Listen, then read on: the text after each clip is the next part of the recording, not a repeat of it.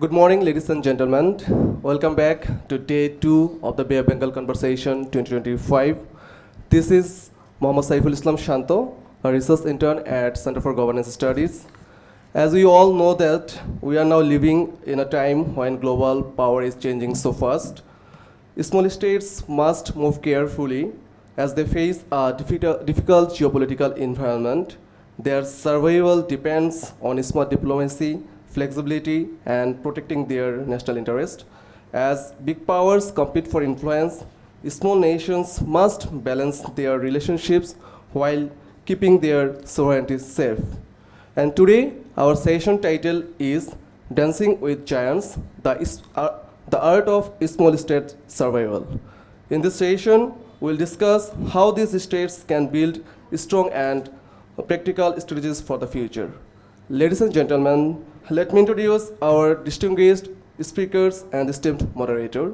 We have Constantino Xavier, Senior Fellow, Center for Social and Economic Progress, India. Pramod Jaiswal, Research Director, Institute for International Cooperation and Engagement, Nepal. Shafkat Munir, Senior Research Fellow, Bangladesh Institute of Peace and Security Studies. Parvez Karim Abbasi, Executive Director, Center for Governance Studies. Tausif Mehraj Raina, Co-Founder, Jammu and Kashmir Policy Institute, India. Jahid Shahab Ahmed, Associate Professor, National Defence College, Australia.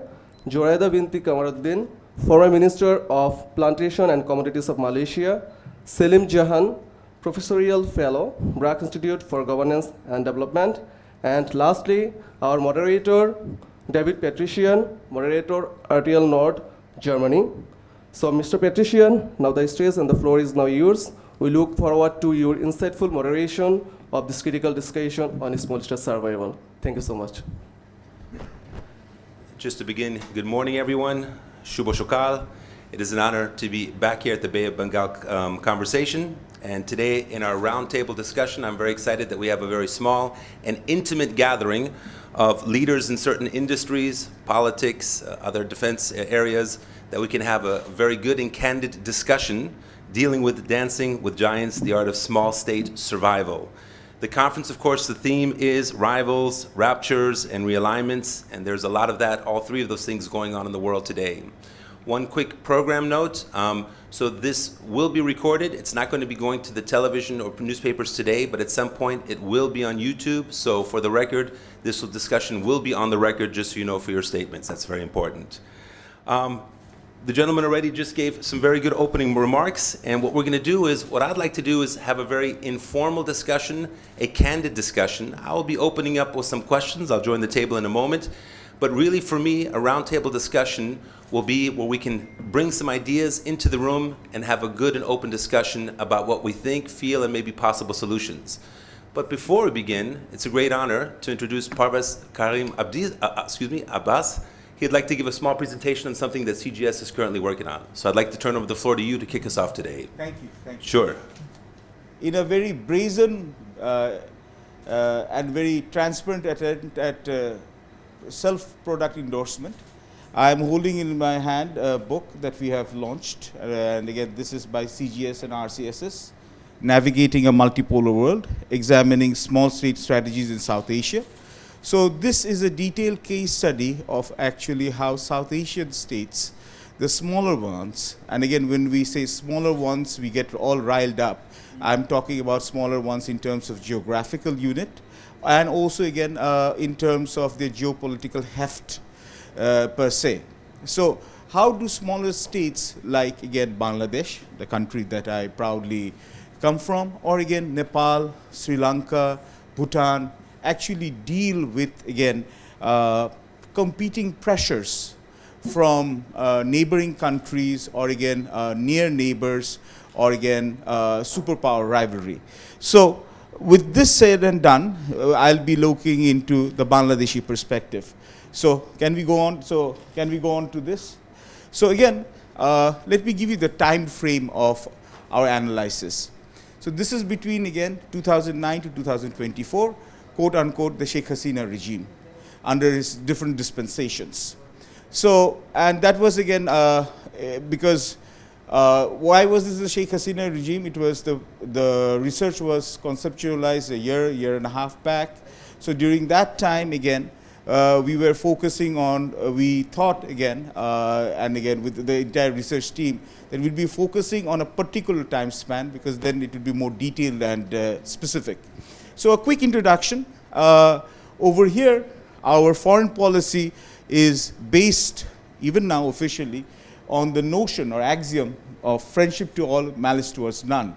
And this was ingrained in the 1972 Constitution, as it still stands. And this itself is an intellectual legacy of the non-aligned movement during the Cold War. So Army League has actually adopted this and is very publicly has owned this non-aligned posture for a long period of time, at least in its public utterances.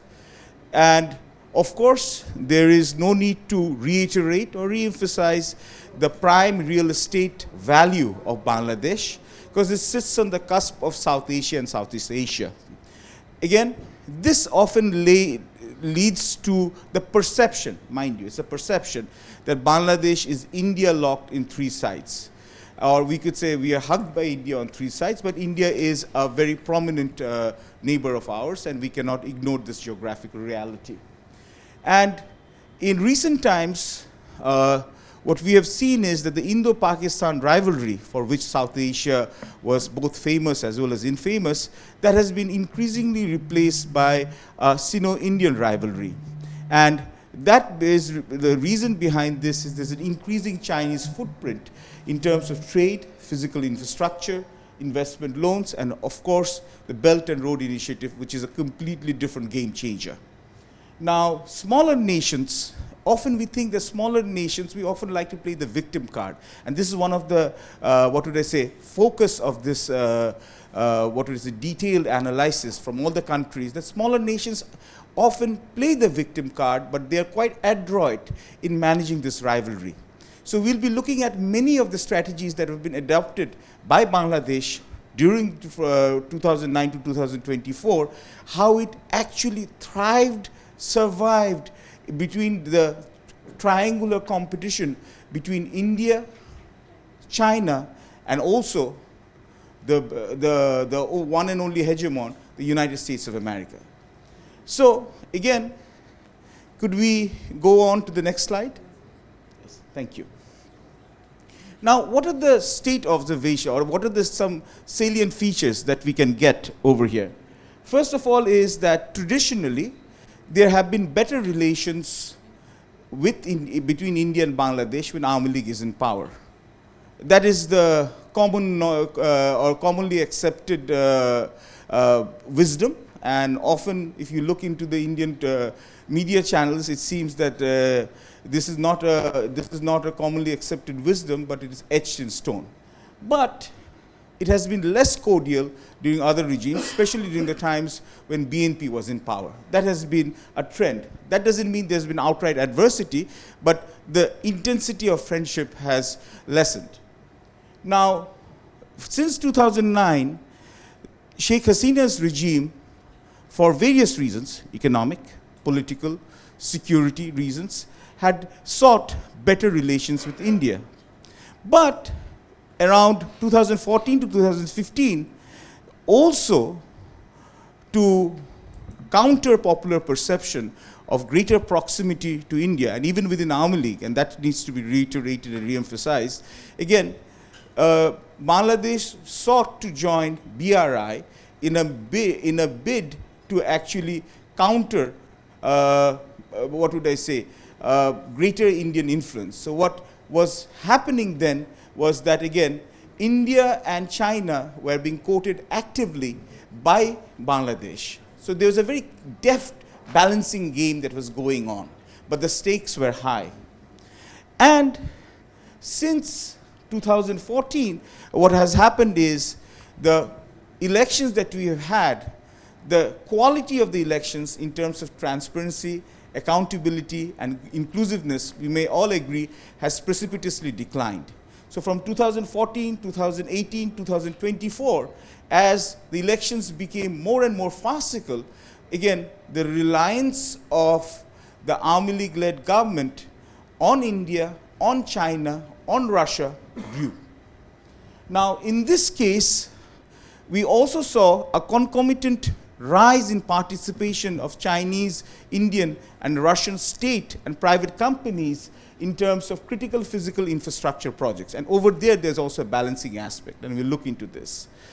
But the one trade-off was that there was a deafening silence in most cases regarding the degree of corruption that also grew in Bangladesh, especially regarding the so-called mega projects. But if you are leaning on one side of the axis, whether it's India, whether it's China, whether it's Russia, that led to a cacophony of criticism from the West, led by the US, regarding human rights abuse, regarding shrinking civic space, regarding the fairness and quality of elections. So this often people also perceived that, again, the US was also reacting because of the new Cold War that was taking place between USA and China. Now, over here, we also had several targeted sanctions from the US, especially the Global Magnitsky Act, on elements of the Rapid Armed Battalion, or which we call RAB. And again, this also was, again, for alleged human rights abuse. But again, many critics also had stated at that time that this was because of that, again, lack of convergence of Dhaka and Washington, D.C. That was another perspective given over here. And the US at that time, when they rolled out the Indo-Pacific strategy, the free open Indo-Pacific strategy, they had actually stated, often American legislators and policymakers, they had expressed their concern over rising Chinese presence in Bangladesh. The concerns also came from New Delhi, but again, because of their own geostrategic interests, but in the Army League government had to face a triangular balancing off. And what made life much more difficult for us was, and we'll look into this, is that, again, the West is also our largest export market. So balancing this would be critical. Now, this was the background. Now, there are different facets of Bangladesh's foreign policy engagement, but we'll only pick three because of the paucity of time.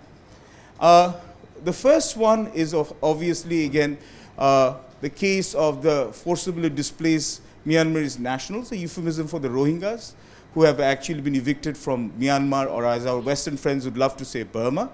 Number two is the convoluted saga of, again, the Tista River and the dam construction that goes with it.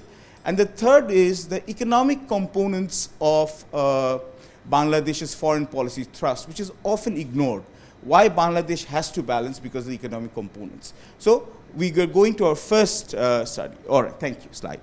So when we look into the forcibly displaced Myanmar nationals, or the Rohingyas, everybody knows the broad aspects. So since August 2017, over 1 million Rohingyas have been forcibly evicted, and Bangladesh is now hosting one of the largest refugee population in the world. Now, this has led to several aspects coming in terms of influencing Bangladesh's foreign policy choices. Now, over here, what are the rival power interests? So there are three countries that we need to look into. One is China, one is India, and the third one is USA. So how does a small state balance this regarding its own foreign policy? Now, for the Chinese, again, of course, Myanmar is big on their priority list. Because again, Myanmar, or the eastern flank of South Asia, is a part of CIMEC, China-Myanmar Economic Cooperation. Billions of dollars have been invested, and over here, this has been done so that Kunming is connected to Indian Ocean via the Rakhine State. So the Rakhine State, which is the epicenter of the troubles. Now, again, this is where China is very invested and is very alarmed by, again, possible Western involvement in one form or the other. And you have a 7.3 billion deep water port, Chakpu. you have oil and gas pipelines, and of course, the deep sea port is China's lifeline in the event of Malacca Strait being cut off. And as a result, the Chinese are actively involved with A, the Tatmadaw, B, again, the different ethnic armed organizations, or again, people who are fighting to basically restore democratic rule in Myanmar. So they engage with all three sides. So we can understand China's compulsion. For India, of course, India has also been actively involved with Myanmar ever since its independence. And the Kaladan multimodal transport project, which is vital for India's connectivity with Northeast, again, rests or hinges on Myanmar's stability. And of course, the security of the Northeast is also tied because, again, the different ethnic groups which are spread around Myanmar, Bangladesh, and parts of Northeast India, which share the same ethnicity or same language. For example, the Zongpa group, from which you get the Mizos or the Kukis. Now, apart from this, there's also Russia. In this case, Russia is the largest arms supplier to Myanmar. Again, they have also engaged actively in oil and gas exploration. And of course, incidentally, they have also taken a shine to the mining prospects in Russia. Or so Russians have taken a shine to the mining prospects in Myanmar. What about the West? The US is firmly opposed to CIMEC. Well, actually, they're also opposed to CIPEC, but right now, their goals are more on, again, the CIMEC part, and that also has to do with, again, that having viable options in the event of Malacca Strait being cut off, if tensions with Taiwan rises in 2026, 2027 onwards. And in that regard, a Burma Act has been also legislated, which calls for restoration of democracy in Myanmar, and they say that, again, civil society groups would be, and again, countries in Thailand and Bangladesh would be actively used or involved in the process of actually restoring democracy. So that is also spelled out. So there's nothing to hide, no conspiracy theory over there. So we have looked into the problem, the issue. We have looked into the rival power interests, number 2. Number 3, what is the pressure tactic that is being used on Bangladesh's foreign policy and foreign policy outcomes? Well, the US is the largest aid contributor to Rohingyas. Even when during President Donald Trump's second term in the White House, despite substantial aid cuts with the disbarment or disbanding of USAID, aid towards Rohingyas is still continuing. Now, along with this, there was growing pressure from the West, especially the US, on Bangladesh to internationalize the issue, take it to UN, and again, try to again raise the stakes on Myanmar, whereas on the other hand, from countries such as China, India, Russia, there was a degree of wariness in terms of involving the US-led Western coalition in one form or the other from being actively involved in the Rohingya issue. So their message in one form or the other was this should be resolved through bilateral dialogues. At best, for example, China has stated that it would take the lead in mediating the negotiations. And we have seen that Russia and China has actually repeatedly vetoed on the UNGA or the Security Council resolutions, while India has abstained most of the time. Now, what has been the country response? Now, this is very interesting, where you actually lend truth to the old saying that foreign policy is nothing but an extension of domestic politics. In the 2018 elections were coming in, and this was the time when the opposition parties would be allowed to participate, at least that was the impression at that time. And this was the time when Sheikh Hasina's government owned the Rohingya issues. They started taking it out to multiple international forums, and initially there was a lot of domestic support for the Rohingya issues. So this was done also in a means of bolstering Awami League's popularity before the elections. later on, when the elections were over and Army League was back in power, again, from a multilateralist approach, we found that again, slowly we receded from the Western offers of internationalizing the issue, and then we relied on, again, using the good offices of India and more so on China in order to negotiate with Myanmar. So what was the strategy employed? Initially, a small state was trying, like Bangladesh, was trying to balance between the US-led Western bloc and the non-Western bloc. It's a broad aggregation. Later on, we had basically bandwagoning with the non-Western bloc. That means from balancing, you're jumping on to one particular country or one particular vested interest group out of either coercion or out of self-interest. And the lead that we followed was of China's. And what was the outcome in the first case study? Unfortunately, the failure to repatriate Rohingyas also took a lot of gloss out of Hasina or Sheikh Hasina's or the Army League-led government's claim that they were doing a lot. And again, because the Rohingyas were not repatriated, again, this led to criticism of ineffective foreign policy. All right, now we go on to the next slide. The second one, again, another controversial issue. Really, any issue in South Asia is devoid of controversy, is the Tisa River. Now, the Tisa River is a dispute involving upper riparian India and lower riparian Bangladesh. All right? So upstream dam constructions for domestic electricity purposes in India or in the Northeast Indian states have obstructed the flow of water in Bangladesh. So that is the framing of the problem. What are the rival power interests after the issue has been outlined? For India, it's security and development of the Northeast.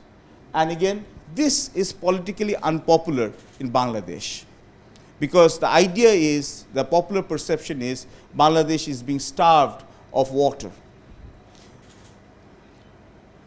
In case of China, interestingly, China has taken a very proactive role in trying to encourage Bangladesh to build a Tista barrage as a countervailing measure. But what is the objective behind this? Because it is a perception that behind the offers, kind offers of constructing Tista barrage or dam, again, China will get a bridgehead along the Siliguri corridor with the Tista project. Because if you see, the Tista River is perilously close to the Chicken Neck, the much used and abused Chicken Neck. So what was the pressure tactics used? Initially, the Chinese offered to finance the multipurpose dam, but it was shelved in 2022. Again, the interests were renewed in 2024. Sheikh Hasina's government had exhibited willingness to actually take up the Chinese offer. And unfortunately, later on, she actually backed out of it. And the Chinese were very displeased with the policy flip-flop. Because initially, after saying that, again, exhibiting the willingness to accept the Chinese proposal to build a Chinese finance dam, again, there was a lot of concerns in New Delhi. And she was actually summoned to New Delhi, or she went for a meeting with New Delhi, and after that meeting, then she reverted from her original decision of actually accepting the Chinese proposal, and then she said that she would actively explore the Indian proposal. So we can, from here we can see that again, the small state, in this case Bangladesh, was trying to initially balance between India and China. And later on, because of, again, the elections coming close by, and when the elections was over, even then there was issues of political stability of the Army League regime in Dhaka post-2024 elections. So what happened was that then when the retraction came from the Chinese offer, that also created a lot of domestic discontent. So the strategy employed was that initially the Army League government, or the small state, in this case Bangladesh, was hedging between China and India. And later on, again, from there, she chose to go for a bandwagoning option where she decided to follow India's lead. What is the outcome? There's no tangible outcome. There has been not an iota of resolution on the Teesta water. There's no dam built. And again, China and India's offers are still on the shelf. And this has also created back then a domestic backlash. And this led to further criticism of the Army League government being overtly reliant on India. And I believe that the last trip, or probably one of the second but last trip that Sheikh Hasina made as the head of state was to China, where she asked for a large sum of money, several $billion from the Chinese, but the Chinese basically dismissed her with just $134 million. So this was seen as a public rebuff. Now we go to the third aspect of this, the trade dynamics. Bangladesh is a trading nation, and in case of the trade dynamics, that has also influenced our foreign policy options.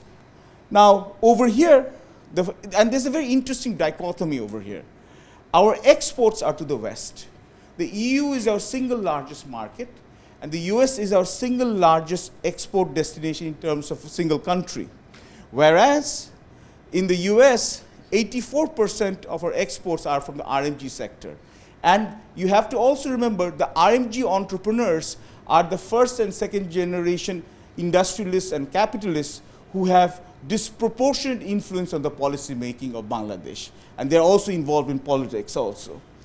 But along with this, our largest and second largest import sources are from China and India, where we source our raw materials, our agricultural commodities, and as a result, often any kind of disruption in our import or our supply chain puts pressure on our prices, so our inflation shoots up.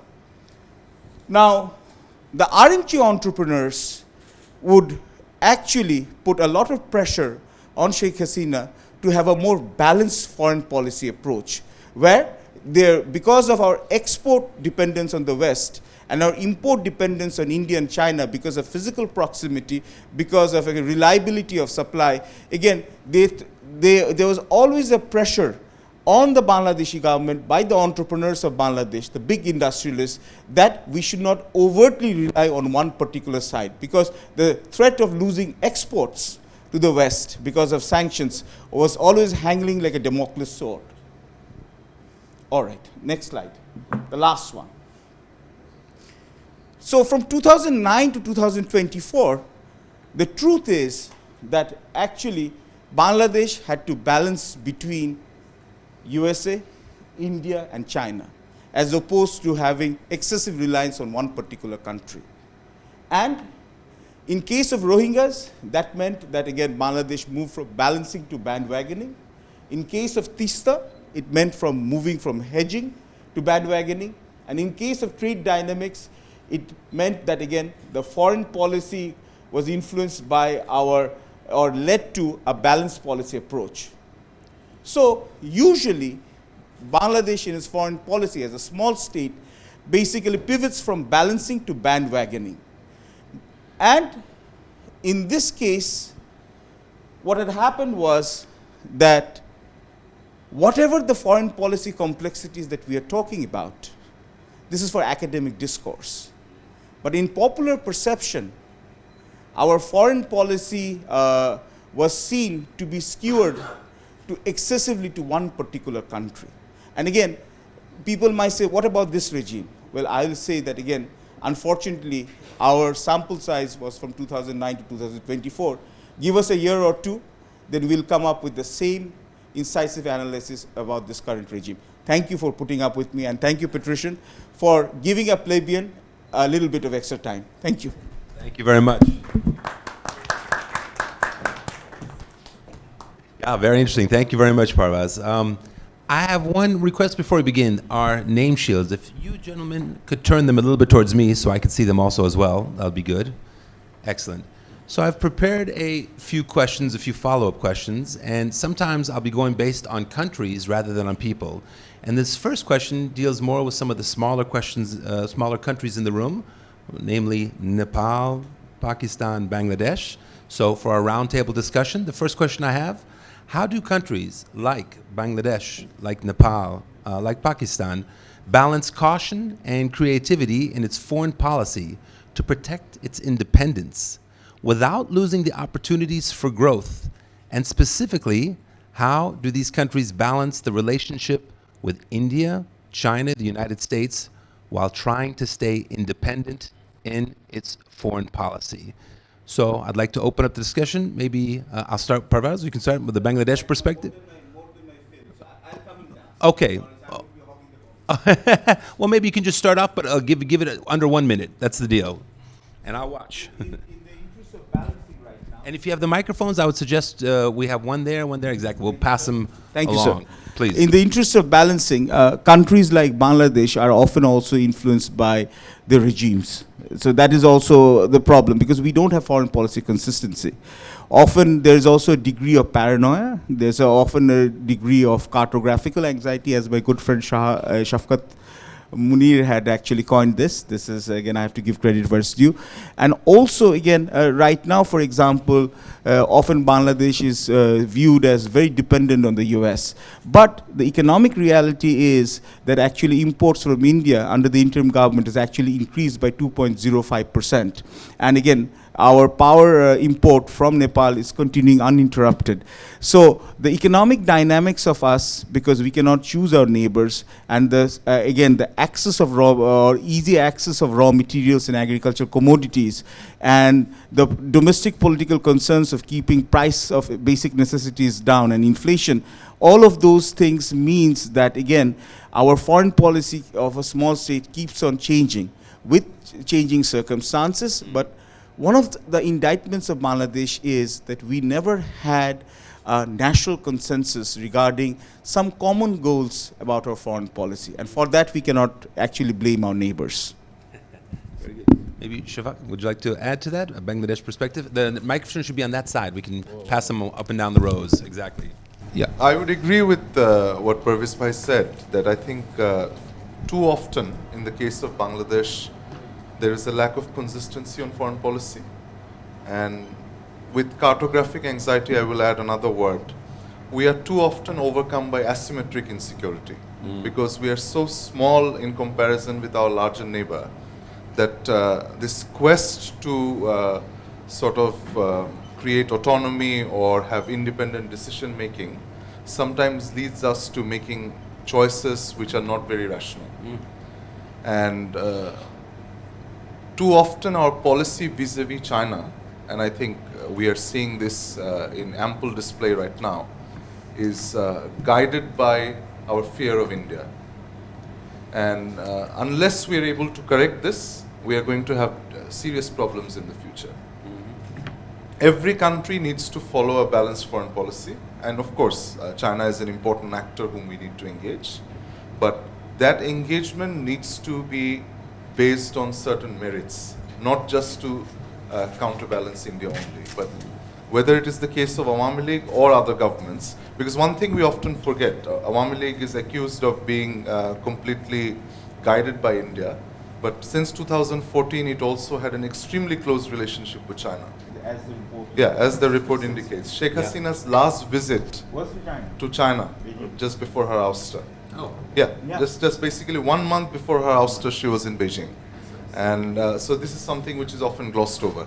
But the reality is that we sometimes make policy options vis-a-vis other countries just based on thinking about one particular country. And that's a deeply flawed approach. Thank you. Again, a reminder, it is an open roundtable discussion, so you're welcome to jump in, not only for my questions, but one of the things I love about these formats is that we have countries that come together that usually don't have a chance to speak openly with each other. Let me turn now to Zahid. I know you're originally from Pakistan, now based in the UAE. Could I have maybe your response to this? I was thinking of, like when I was talking to one of Pakistan's foreign ministers, and I talked about Pakistan's foreign policy. And I think it applies to all the small states. And the reply was, we don't have a foreign policy, all we have are foreign relations. So this allows for the level of flexibility, which many of, I think, small middle powers struggle with, and it is typical in the case of Pakistan. So historically, even when there were security alliances with the US, whether you talk about SEATO and CENTO and so on, Pakistan was still very close to China. And now when Pakistan is sort of divided in or traveling in both boats. What is clear, I think, of recent, because there is a lot written about how Pakistan is now doing so well at the diplomatic front with, Trump, I think, recently said, my favorite field marshal of Pakistan and all that. But at the same time, I think what that tells is that Pakistan was able to, I think, use that flexibility because there's no clear-cut written foreign policy, but there are consistent national interests. And national interests are twin objectives. One is economic development and security.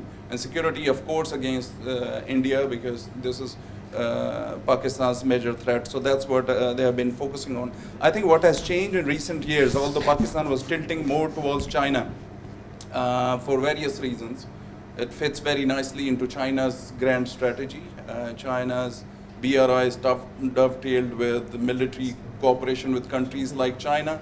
But what Pakistan realized soon was, and that was post-COVID, that China could not fulfill its actual objectives. And that applies to, I think, other small states as well, where it originally promised $60 billion or so. But as of, I think, last assessment I looked at, only half of that was invested. So that's why I think they're going back to the US again. And it's a typical, I think, case of hedging in this case. And again, I think Pakistan has been, its ability has been enhanced by this flexibility that it has been practicing for a very long time. Okay, thank you very much. Pramod, maybe you could also join something. Originally, it's from Nepal, correct? Yeah. Since Nepal is between India and China and we have open border with India, we differentiate between security and other aspects. Because we have open border, we have a huge security reliance on India, so we take care of India's consideration that if it is anything that has to deal with security, we take that in consideration and make India into take India into confidence. So you can see that the largest share of Nepal's what you call assistance in security sector comes from India. But when it comes to economic or foreign policy, Nepal is open to any options that it has. For example, during 1960s, when China offered a road connectivity with India, it was the Chinese who came, and then finally India said, no, we'll help you on that. So finally, India offered a better offer, so we went to China with India. During Cold War, if you look at during 70s, like we have East-West highway, the longest highway in the country. The same highway is made by the British, the Americans, India, Saudi, all have contributed. So we have balanced those.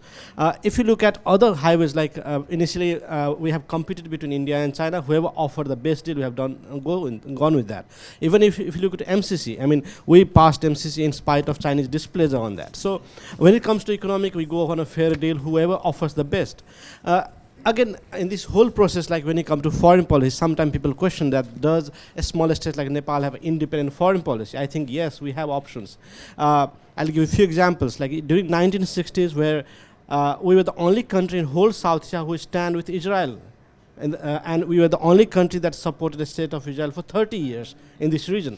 So at the time when India and China had different view, we stood with Israel. In the recent times, again, if you look at Ukraine, I mean, when India and China has abstained, or even when US has at times spoke against Ukraine, Nepal has stood with Ukraine. So there are at times that Nepal has taken a very independent foreign policy. When it comes to economic, Nepal has tried to take whoever has the best offer. But when it comes to security, we have dealt with India because India is a special neighbor, a huge reliance on India's security. So we have taken that into consideration. That is how we have differentiated the whole dynamics. Thank you. Thank you. You know, I hear about in Bangladesh a lot of concern about India. So Constantino, if you're in India now, in Delhi, if I can ask a provocative question, does Bangladesh have a reason to fear or be worried about India? I love the way this abstract is written for this roundtable. And it actually, let me quote, says, smaller countries in South Asia have adapted to live in an area where giants rule. Okay, so countries, the smaller countries have adapted. And I think what Pervez brought us in the presentation, this really nice collection of many friends that contributed from across the region, RCSS and CGS and Asia Foundation, is that what you also mentioned, Pervez, that I think it tells us about a story about agency and about how countries, I think, have done a very good job at navigating all this. Relations, different pressures, different expectations, including from India, from China, I think we heard from Russia, many other actors. So I would almost twist it and just say that I think in many ways the studies I've done show that many countries, the smallest, so-called smallest states, I don't know why Pakistan's the smallest state, even Bangladesh, the 8th largest country population-wise. But also it's relative to the neighbors. Compared to a China or an India, it would be relatively smaller. But also in Southeast Asia, we have friends from Malaysia, for example. When I travel and meet officials in Southeast Asia and they deal with similar problems, it's quite amazing how conscious they are about the winds that blow, about the expectations that are there. In fact, I spend a lot of time in these places, including I'm here in Dhaka, because I think here, this is where the sensibility is the highest to great power rivalries, right? You don't feel this in Delhi sometimes, or in Washington, or in Beijing. You feel it in these capitals of so-called smaller countries, where there's a tradition of decades of smelling the wind, sensing what is coming, what is going. So I can sense often hear much more of what India might be doing than in Delhi itself. And I think that's a credit, and I think Pervez and Shafqat, you were a little bit harsh maybe on Bangladesh. Forget Sheikh Hasina and Awami League, but even the last 50 years, right, of your country, I think the Bangladeshi diplomats and the Bangladeshi government in its many political leaderships and regimes and moments has done a very good job at reading the tea leaves, reading the system, and taking choices, sometimes not good, sometimes not good. We can have the same debate in Indian foreign policy, etc. At reading the senses and positioning yourself in that sense. So I think, in many ways, smallest states have actually made the giants dance. Mm-hmm. It's not easy. I mean, we've done many studies on how the Chinese look at South Asia, and I'll tell you, they won't say this in public, but if you read you translate their speech, their internal discussions, you meet them, they're exhausted. They don't understand this region. Chinese officials have trouble understanding the political instability, the volatility, the pluralism that is deeply embedded in these societies. Mm-hmm. Religious, ethnic, political. Try being a Chinese Communist Party, which is only one, has been only one, and will be only one, dealing in Nepal with 4 different communist parties that are, capitalist at their core and heart also, right? And are different factions of. So I think it's we exaggerate often how much the giants make us dance and understand and push us, etc. And we underrate how smart countries in this region have dealt with it. So in the context of India, I'll just end on that. I think there are different expectations always between bigger states and smaller states. I'm a realist at heart, and as long as we understand that, then we can find solutions. Okay. There are going to be different perceptions on power, on water, on migration, on politics. But I sense in Bangladesh always, and I've sensed it 1 year ago when I was here, I sense it again now, that there is an openness to understand what India expects and wants. And in Delhi also, I'm sensing a greater, as 1 year ago and now, openness and willingness to understand what the new dispensations and actors in Bangladesh want from India and their red lines. And I'm sure that if that is a great opening for then negotiations and adjustments to begin for productive, right, growth solutions, for example, that we need urgently for both countries. Thank you very much. Zoraida, I saw you nodding here to my left. Maybe you could tell us a little bit about Malaysia's dance with the giants, particularly between China and India. Please, yes. Bismillahirrahmanirrahim. Alhamdulillah. I would like to give credit to Parviz for giving us such a beautiful title, Dancing with the Giants. So I shall start my speech with the dancing metaphor of small nations can dance with the 2 left feet. Okay? Small nations can dance with the 2 left feet. Yeah, that's right. Okay. All right. So the big nations, they are dancing with the spin, whatever. So the small nations dancing with the 2 left feet can take advantage of stepping on their toes, giving the message that we are not here to be coerced, to be bullied, and we should be able to take care of ourselves. So having come to this, I just would like to mention, because I think the dancing also, you are insinuating the dancing drama in Malaysia. Right? Do you get it from there, Pravis? Yeah, all right. So, yeah. So then I was thinking that because we just finished our ASEAN bloc, I think Bangladesh is trying to come into the ASEAN bloc. While we have the ASEAN bloc and the Greater Asia bloc, but we are still not together in terms of our objectives, in terms of our economic sanctions and so on and so forth.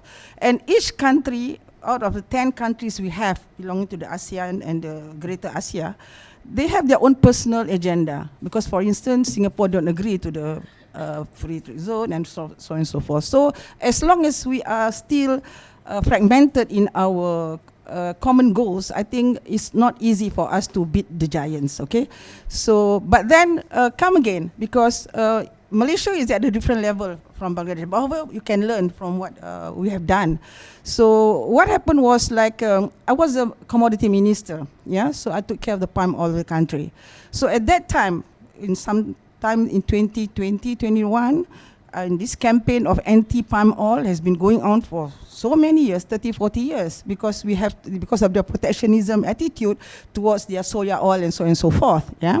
So I take the trouble to go all the way to US and to meet up with the custom border officers, yeah? So why do they sanction our product? Just because there were one complaint about child labor in one of our plantation, okay? Which is a bully tactic, because they don't go and check, they don't go investigate, they just take from one complaint, they sanction our product, our farmer from going to America, yeah? So I went there. So I told them, you don't grow palm oil. You don't know what is the lifestyle of our plantation in Malaysia. You grow soya oil, you grow rapeseed. So it's different. It's an annual crop, where our crop is 40 years of sustainability and that kind of thing. And you know why they charge us for child labor? So I said, the plantations of our palm oil is being run by smallholders. Okay, smallholders, that's their home. The children play, their playground is in the palm oil in the plantation. So when they see a little kid picking up one palm oil, they accuse us of child labor. And they sanction us. Okay? So I went all the way and made them come to Malaysia, and please do not to be estimate about these Americans, because they know nuts also. They are not really exposed. I'm telling you, they are not exposed to the ASEAN rules and to the Asian rules. They don't know what we're going on, but they just follow what they thought that is right on their side. So they are practicing double standards. So the terms that they give us is according to their law, according to their situation, not according to our situation. So this is something that we have to make them do, to come all the way and see how do we live and what's our lifestyle is like. So they came all the way, and of course now it's a little bit better for Malaysia. So they have released some of the sanctions products from Malaysia. So, but on the other hand, when I came to Bangladesh as a minister then, 2022, 2021, I see Bangladesh is a potential country, because I see 180 million population is an asset. 60% of young population 26 below is an asset too, right? And also, when I see this, so I move my market strategy to tackle Bangladesh instead of focusing on US. Why should I want to focus on US? So I move it to Bangladesh, and now I'm encouraging Malaysians to come and invest in Bangladesh, because I see the potential of this Bangladesh movement of transforming themselves as a developed country. Yeah, so their targeting is 2040 as a developed country. So I hope, wish you all the best. Yeah, maybe you can. But Malaysia has yet to still, achieve the developed country status. It was supposed to be 2020, now. So Malaysia is in dilemma. For instance, we are trapped with the recent Trump visit. Okay, so we were caught, and I don't know how the government of the day signed something like a lopsided agreement, okay, and now the people of Malaysia is going on protest. So now the government has to review. They have made a statement to review the deal, to review the agreement, to see that it's not lopsided. So it's very lopsided agreement that we are into. But having said that, also I would like to also impress on African, the Burkina Faso. Just because of time, maybe yeah, just one or two all right. Yes. So I just wanted to mention about this Burkina Faso, Ibrahim Traore. He's coming from small nation from Africa. But what was his statement? He said, don't get be bullied. He's only 34 years old. He's already interim prime minister. So what they did was they picture African, Bonifacio is a very backward country. The people don't eat or something. Whereas they have the other side of the country where they are very developed with buildings, infrastructure, and so on and so forth. And he come out front to criticize Trump for downgrading them, for criticizing them, for making them looking so low, you know, and not even progressing. So this is something that the small nation should do, step on their toes so that, you know, it's a message to give them, to alert them or to warn them. We are not like those 30, 40 years ago, 40 years ago, where now we are borderless, we can have a lot of information, so we should move on. Yeah, thank you. Thank you very much. Thank you. Very inspiring words. Thank you, Zoraida. I want to turn over here to Tusif, a good friend, and we talked a little bit about the Cold War. Tusif is from India, from the beautiful Kashmir region. The question I have for you, what lessons from the Cold War helped the Bengal region to handle today's rivalries between the US, China, and your home country, India? And of course, if anyone would like to add to this question, that would be good. I'll repeat it again. What lessons from the Cold War helped the Bengal region to handle today's rivalries between the US, China, and India? Thanks. Thank you, David. Good morning. India had a policy of non-alignment during the Cold War. Unfortunately, some powers have the attitude that if you are not with us, you are against us. So India and other leaders of that movement were under a lot of pressure to align with one side.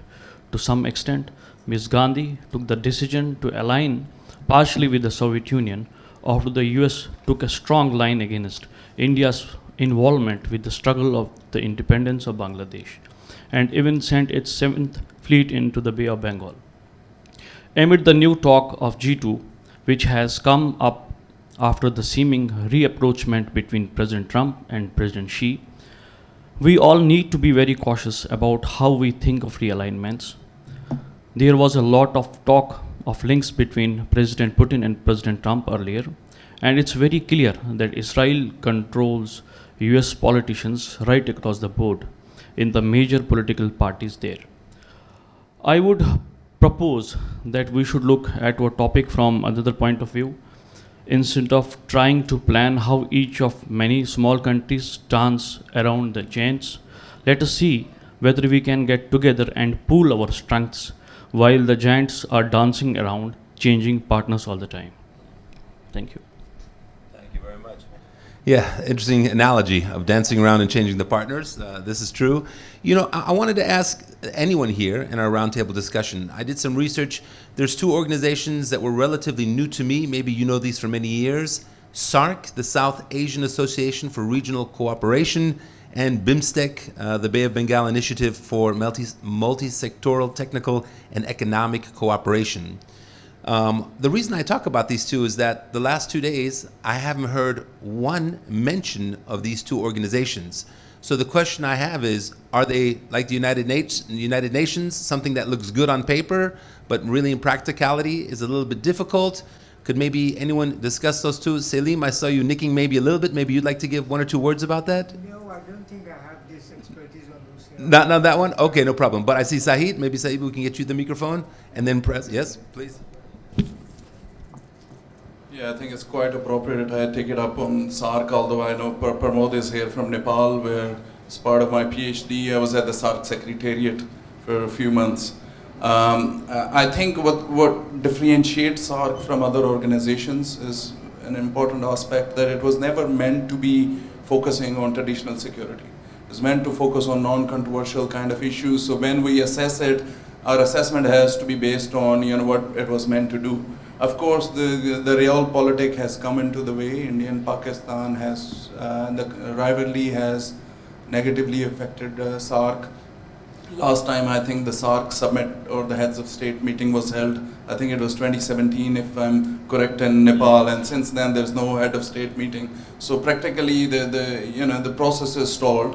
What is the way out? The way out is, while China, as China always wanted to be a full member of SAARC. It didn't happen. Okay, so because every member state has veto power. But what is happening is now, while there is no room for China within SAARC, and SAARC is practically, facing a lot of challenges. recently, I think Bangladesh, China, and Pakistan, they have been discussing creating another kind of parallel forum. But I don't think so it's going to be, as good as SARC for that long. SARC proved, I think, quite effective, worked on a lot of challenges, common challenges that the member states face in relation to human security, human development, and so on. But I think China, with its growing influence, would like to have something that can be South Asian regionalism, excluding India, and from the get-go, I think it would be a non-starter. And before you begin, I just have one small announcement. There are some coffee and cakes, and I've just been told we're allowed to, during the talk, run up, grab a piece of cake and coffee and take it with you. Sorry, I was just made aware of this, so you're welcome to do that during our talk. Please. See, when you broach the issue of SARC, and this is the point where I want to come in, is this is rather emotive issue for most of us who were born in the late 70s or early 80s, because that was the heyday of SARC cooperation. So every time, I believe, and again, we have a few people who have seen more of SARC. So this was the time of, again, the uneasy peace, so to speak, cricket diplomacy between General Zia or President Zia and again Rajiv Gandhi, actually. So every time the SARC, South Asian Association Regional Cooperation came in, so there used to be a plethora of films, dramas from, and I grew up watching Nepalese movies. There was there's a famous Nepalese movie actress, Jaiswal, or I guess, what was her name? I forget. In the early 80s, I still have memories of her. Very popular over here. There was joint production, again, between Bangladesh, Pakistan, India, yes, hard to imagine, and Sri Lanka. And there are quite a few movies that are often aired in BTV, the only channel that does air this hour. And for those of you who are out of the country, Bangladesh television. And again, there was a degree of bonhomie. But unfortunately, what we saw was that it slowly started to, with the escalation of tensions, so to speak, between India and Pakistan, and also another elephant in the room which people often shy away from discussing, is that again with the entry of China, SARC became again a bit of a non-starter. And again, the Army League government, this is the political context to it, because we also had SAPTA, Preferential Trade Agreement, SAFTA, though there were issues about non-tariff barriers. But again, what happened was that India and Pakistan were not getting along. So then this was a brilliant idea of sub-regional cooperation which came in. So BBIN, Bangladesh, Bhutan, India, Nepal, and then again BIMSTEC. But eventually Chinese-India rivalry meant that there was technical collaboration, but it never became very substantial. I'm not downgrading its importance, but what has happened over here is that the Sheikh Hasina government was wanted to show their, what would I say, greater degree of affiliation with India. And so when the SARC conference took place in Islamabad, we boycotted this. And again, a few other countries joined, and probably that was the death knell of SARC.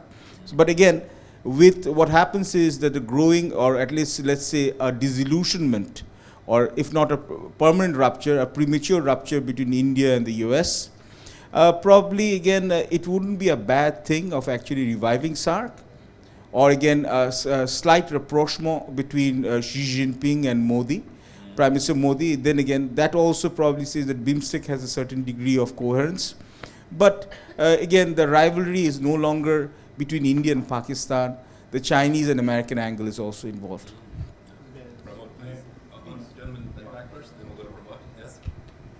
Yeah, I'll just add up to what Parvez has just said. The SARC, remains hostage primarily to the India-Pakistan rivalry. Intransigence of the Indian attitude that we have seen in the last 7-8 years in particular, and that was also evident from the way Prime Minister Modi presented the end of war, that brief war between India and Pakistan. Trump said something, and then Modi was saying something contrary to that, projecting it as a bilateral issue, that there was no American involvement. So that exemplifies the intransigence that has also directly impacted SARC. this has been put on hold. I don't see much future for this organization unless the Indians move out of their intransigent, inflexible attitude.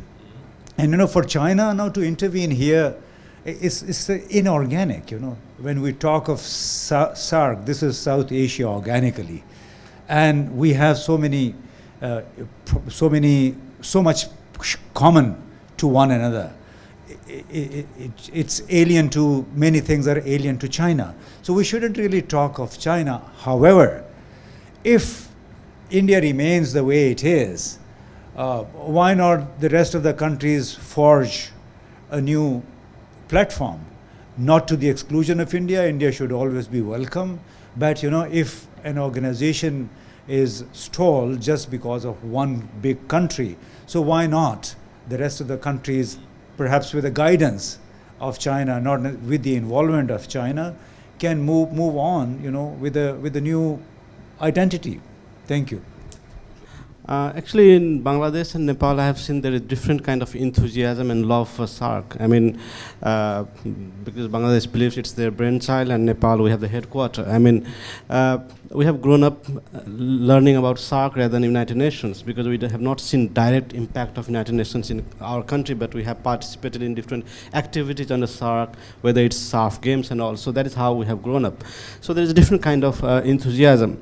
One thing that we need to understand is that at the time where India-Pakistan rivalry was there, both, we can say that, also brought other geopolitical complexities to SARC. For example, the same year we got Afghanistan entry into SARC, where SARC was not flourishing, whereas Afghanistan have not gotten tremendous benefit.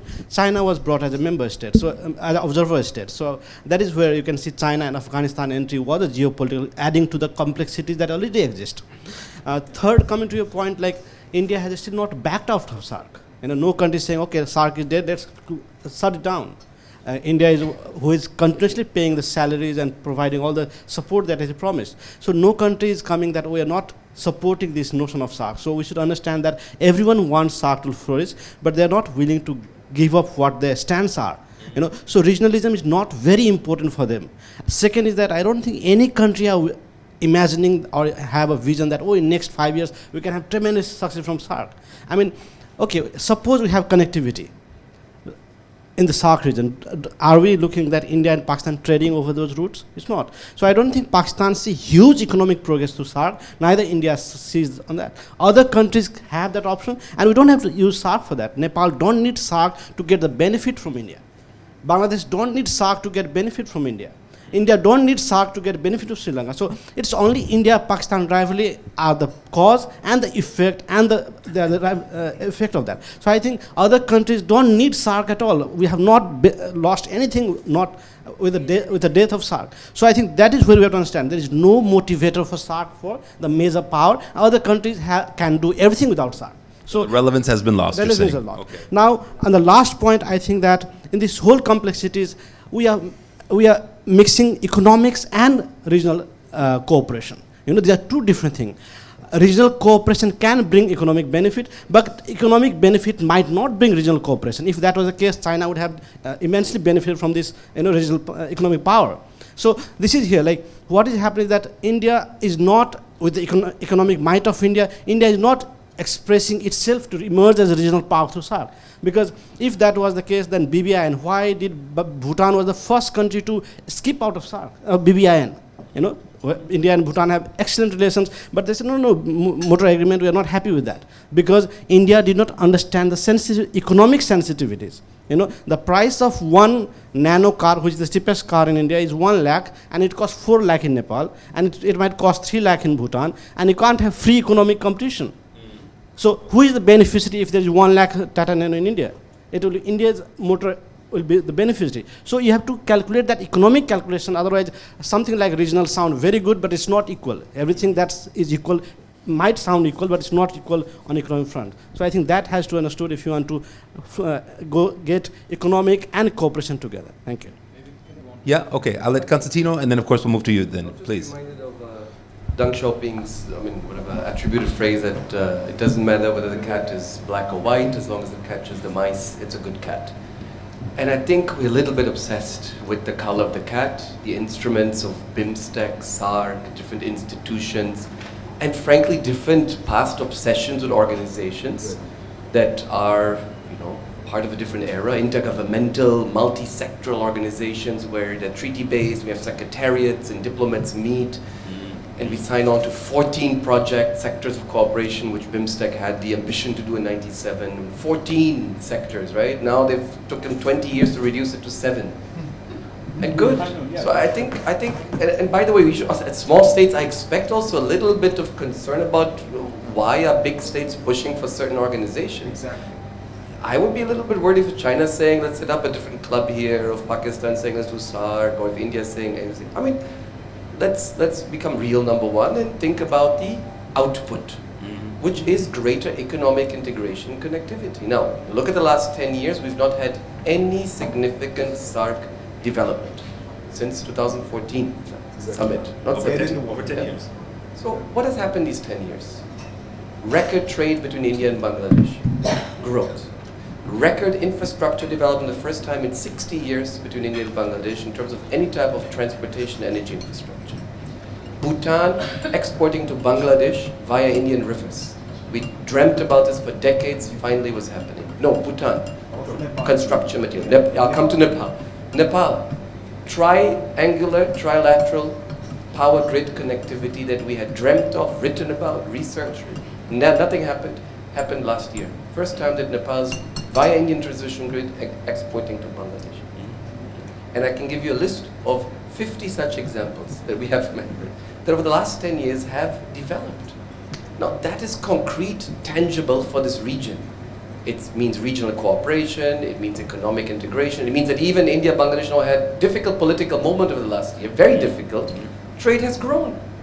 Right? So, my point is, let's obsess a little bit with acronyms and institutions. And David, it's good we didn't hear so much maybe of BIMSTEC and SARC. Last year, November here, I heard a lot about BIMSTEC and SARC. Okay.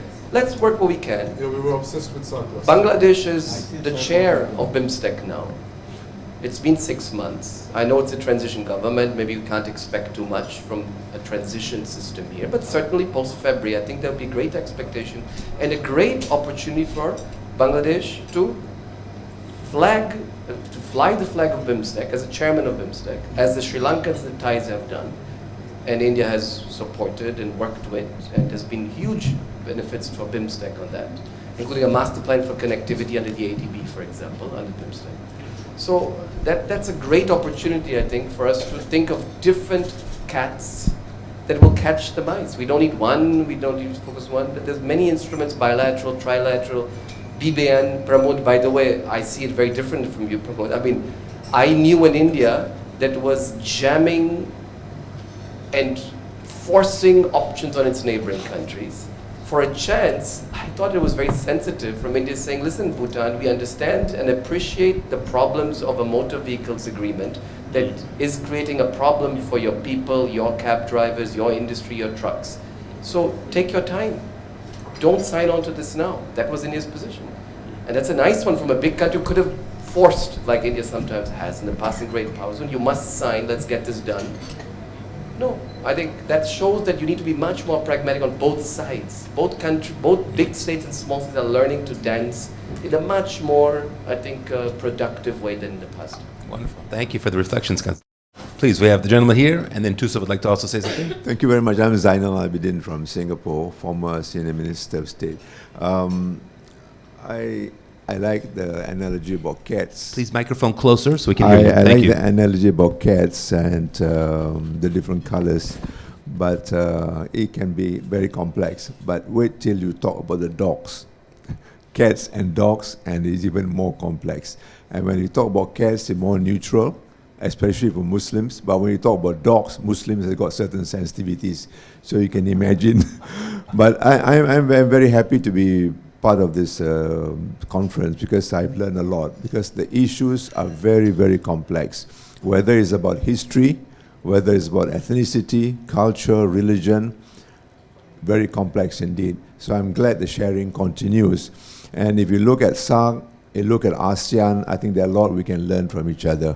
I met Prime Minister Modi when he visited Singapore a few years back, and he was at the mosque.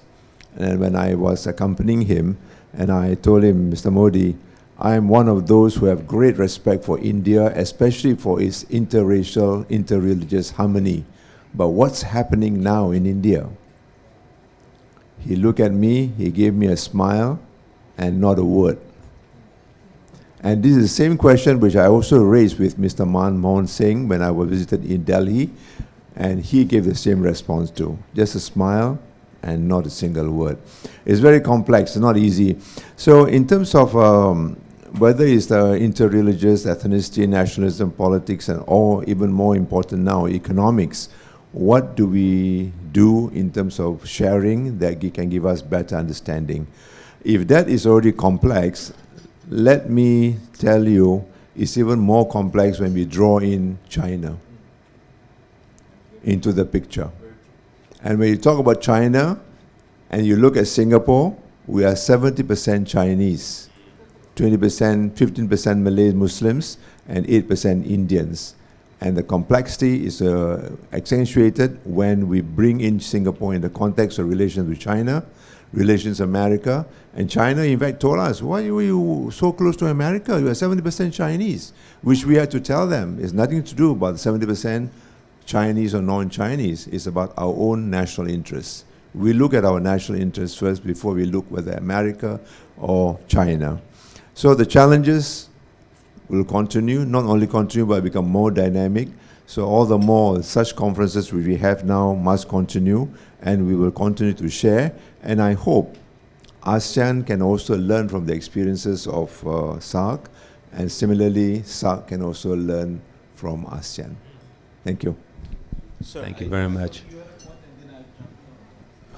One moment. Tusef wanted to add one thing, and then we can come to you. Please, if you could. I want to add a point to Mr. Gul. India has constantly shown commitment to dialogue and the path of peace. We never initiated aggression against any country and have only acted in the self-defense when provoked. But meaningful cooperation is impossible when certain neighbors continue to fund the support terrorism, leading to the loss of innocent lives. Thank you. May I, as a neutral country, step in? Absolutely. Yes. So this We keep it civil, please. Yes. This is proof positive that when we're talking about small states, unfortunately, when we lament about the near demise of SAARC, again, India, Pakistan comes in. So that's one issue. And again, most of the people over here are very dear friends or acquaintances of mine for a long, long time, both in the table and across the table, sitting around the table. So when I agree with Xavier that, again, contrary to popular perception, actually India's foreign policy has changed significantly. So often we accuse, and this will be a political partisan approach, but because I'm not an Indian, so I can happily say this, people often have a lot of misty nostalgia for the Congress. But again, the Congress-led foreign policy was much more muscular, much more coercive, rather than the BJP-led government under Prime Minister Modi. This might sound rather controversial, but what happens is, fortunately, Prime Minister Modi is also very image conscious. So again, the idea of actually promoting greater relationship, there has been actually much more sensitivity of the Indians, at least to some smaller states in South Asia. But again, and this is the part where things get spicy, is also because India's relationship has undergone a sea change because China has entered the picture. Nepal and Bhutan shares border with China. And again, the idea is that if we coerce Nepal and Bhutan a bit too much, China will be the one who will be co-opting. Sheikh Hasina got away with a lot of things, contrary to what our friends in New Delhi, at least on the talk shows, which at least sensible people watch in India, not the Looney Tune channels. Again, what has happened over here is that Sheikh Hasina could get away at times with agitating the Indians because the standard refrain was that if we put pressure on her for free and fair elections or democracy and sing the West line, she will go completely in the Chinese lap. So this also reiterates the core theme of what I have been presenting. Small states are not hapless victims. They tend to play off larger states.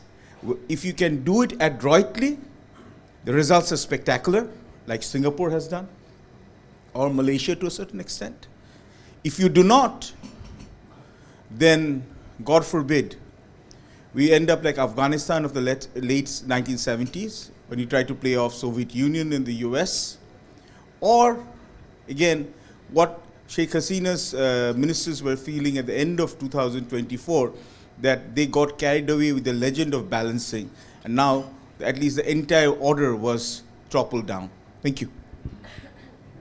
Thank you very much. Anyone else on? Yes, please. Yeah, thank you, Tosif. I didn't know you were representing the Indian government here. What you read out, I didn't want to get into that, but it sounded like the Ministry of External Affairs statement on terrorism. Yeah. So on May 7th, India lobbed missiles into Pakistani territory, not Pakistan, and then Prime Minister Modi kept lying about the involvement of the US. And that is what then eventually annoyed Donald Trump. And he's been publicly saying that 5 beautiful planes were down by the Pakistan Air Force. So let's not close our eyes to certain ground realities. So forget about Pakistan, why Donald Trump went so haywire vis-a-vis Modi? And secondly, Xavier, very briefly, I don't think it's about obsession with big entities creating big organizations. It's more about intent, more about trust among the stakeholders. So whether they have small organization, big organization like BRICS or SCO, whatever you call them, ASEAN has worked wonderfully. It's all because there's mutual trust among the stakeholders. This, I think, more related to the trust rather than the obsession with big organizations. Big organizations will not work if there is no mutual trust. So it boils down to the attitude of the respective members of that organization. Thank you. Thank you very much. Yeah, I think in any conflict, any regional conflict, there are truths on both sides, and the challenge is to come with common grounds, to agree on more things than they disagree. So thank you for that. We're coming to an end now, and I wanted to turn it back to Bangladesh, our host country, and here in Dhaka. So this one, I'm thinking primarily to our Bangladeshi guests, and maybe Salim, I'll start with you with this question, but anyone can chime in.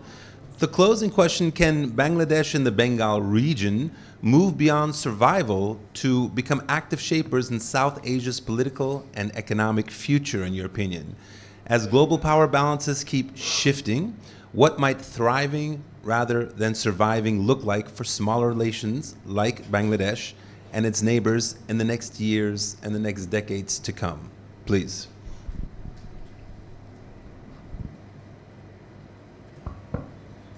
Thank you, David.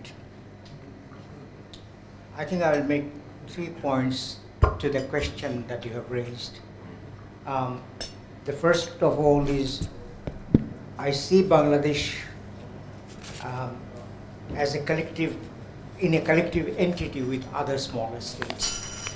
I think sometimes the discussions are A versus B, B versus C, but for small states, it's very important that they have a collective entity. In that particular respect, I think it is also important to bring the smaller states together, take a stand, and then move forward. How we can do that?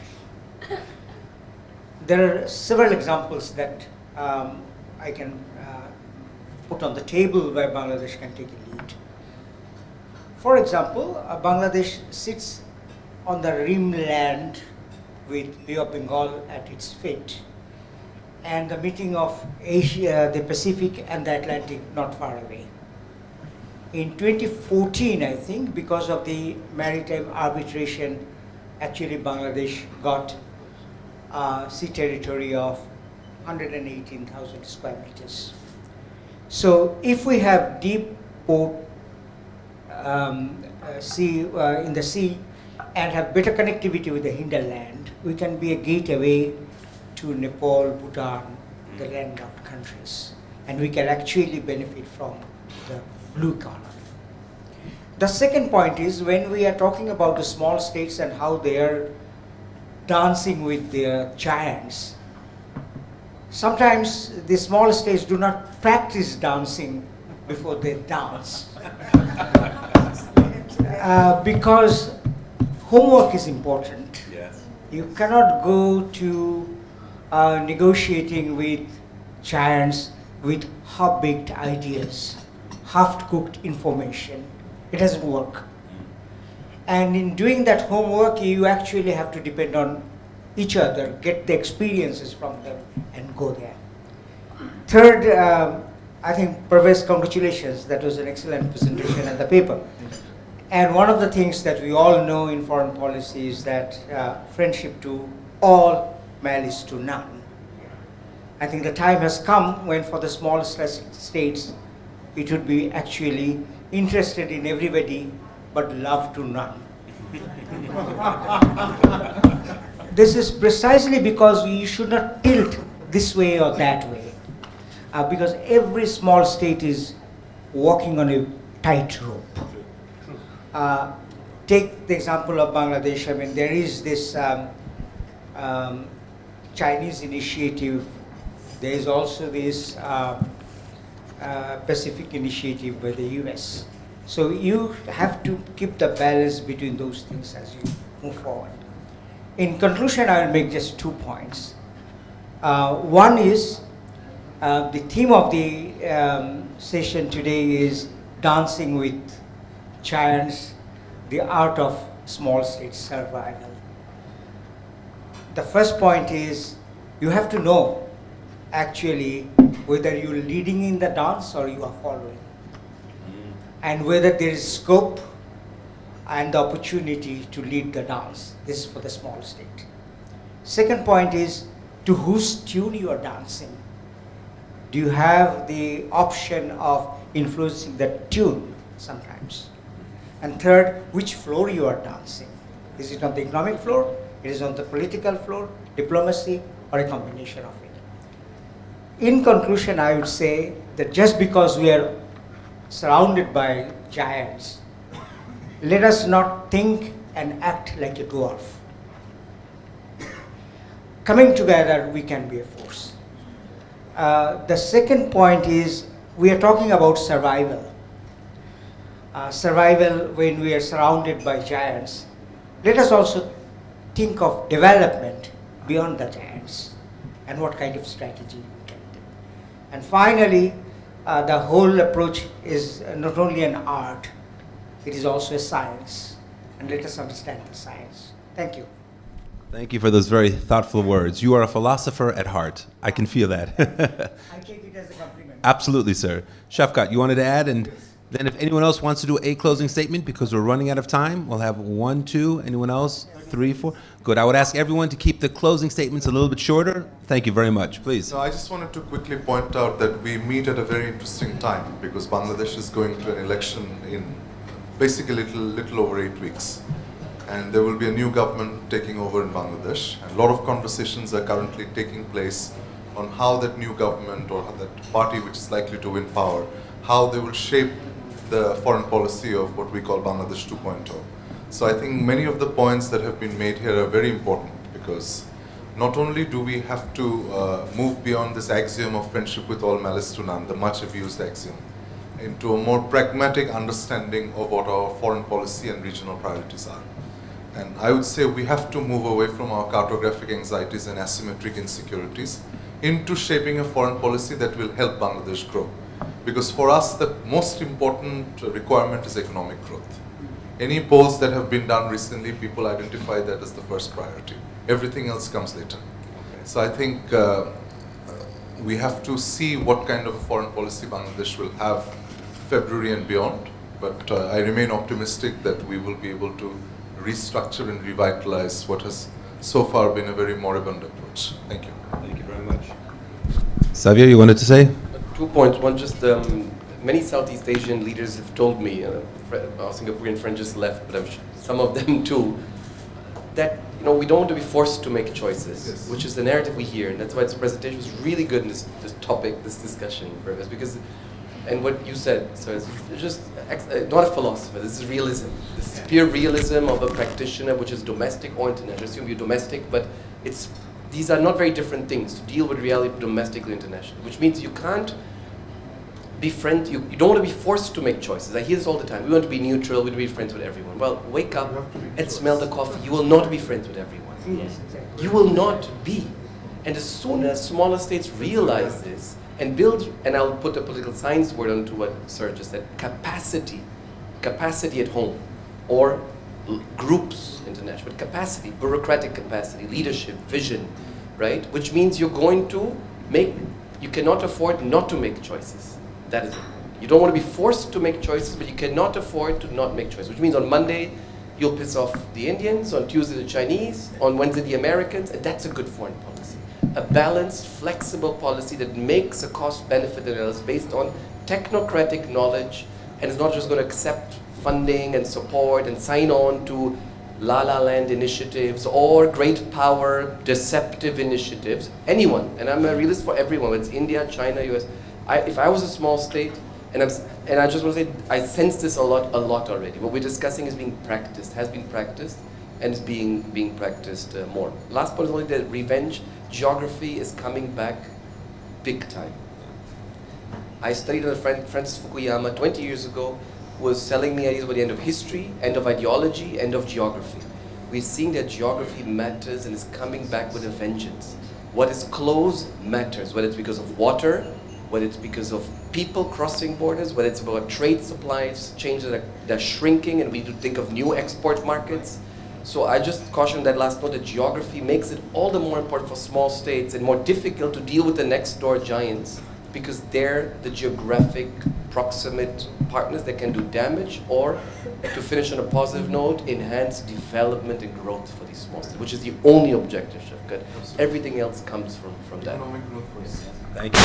Thank you very much. Please. It's just that from my observation that I met with a lot of businessmen around the world as well. So, but I see there's a brain drain from Bangladesh. There are lots of capable Bangladeshi out there making businesses. So there must be a policy on this where maybe one citizenship, whatever, because they have multiple citizenship, some of them. Yeah, so this is something that I think could help to develop Bangladesh, to bring all the good brains back to the country. Yeah, and second is that your foreign workers policy. So Malaysia is one of the biggest Bangladeshi workers, about almost more than 2 million. So these are your skilled, semi-skilled laborers already. So there must be a policy to bring them back.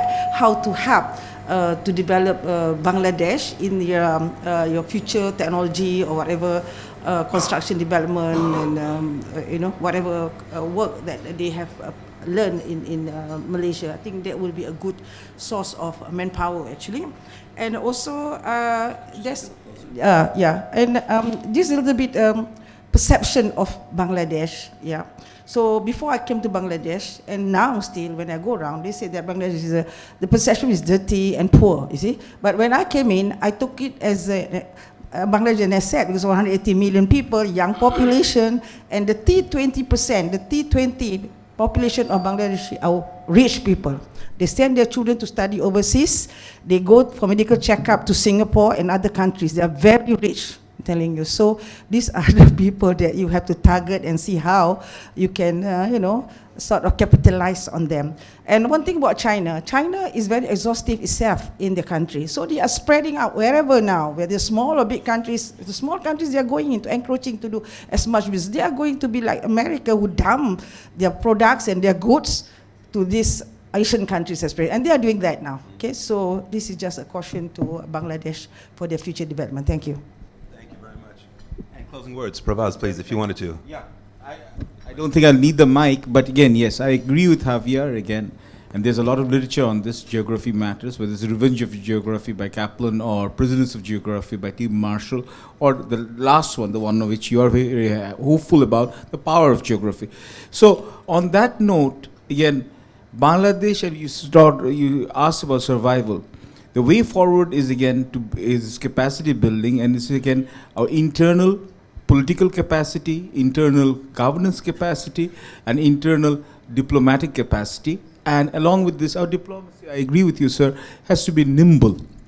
It cannot be tied to anyone. Friendship to all, malice to none Again, I always never refrain from saying this reminds me of a girl from a university who used to go out with everyone, but nobody used to be willing to commit to her a long-term relationship. As of now, she's still single, and she's my age. So, again, if you're everyone's friend, you're no one's friend. So, and last is that and the last one is that, again, if we have to be a hub for regional connectivity for Bhutan or Nepal or even other countries, the smaller states, we have to have an efficacious, genuine working relationship with India. That doesn't mean that any relationship with India doesn't mean, oh no, we are going to cut off ties with Pakistan. And also we have to ensure that our very ignored neighbor to the east, Myanmar, or what happens eventually with Myanmar. So how do we cope with this? Because Myanmar is our gateway to ASEAN. And Bangladesh has been so subsumed with its obsession with India that we have ignored an area of opportunity and threat, which is Myanmar. Any kind of cooperation with India, any cooperation with Nepal or Bhutan eventually has to rest on the goodwill of India. I'm not saying we kowtow to them. I'm not saying we negate our self-interest, or I'm not saying like Sheikh Hasina eventually used to do, that Pakistan is an enemy. Nothing like this. But your policy ranges are flexible. That's what we need to learn from our neighbors. Even Pakistan, who has used Balochistan, and again, they have actually hosted both the Chinese and the Americans. We can learn from them. That's flexible diplomacy. But then again, do we have the capacity to acknowledge our mistakes, our shortcomings, and can we be brave enough to think about an alternate future which is not held hostage by our fears? Thank you. Thank you. I wanted to thank the group for a fantastic discussion. I think it's okay. This is American style. We give ourselves a round of applause. Or I guess here we would say tike tike. It was tike tike. It was very nice. Thank you all for the discussion. You're welcome to stay for a few minutes afterwards, also to continue the discussions. It's been an honor to lead this table today.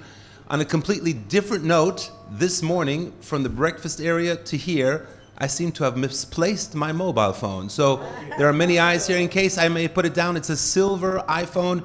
If it's not anywhere here, I will run downstairs and see if I find it. But if you see a silver iPhone, come to me, you'll have a coffee and a smile. Thank you all very much. Appreciate it.